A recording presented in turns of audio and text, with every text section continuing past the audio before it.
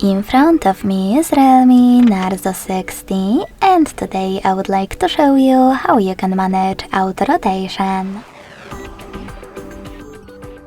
Begin by going into tab menu and looking for auto rotate shortcut. When you find it, click on it. As you can see, mine is now white. That means that auto rotation is disabled, but you can always enable it by hitting the same one again. If you want to, you can also go into settings, scroll down just a bit, access display and brightness, and then scroll all the way down. Lastly, tap on this switcher next to auto rotate feature to switch it off or on.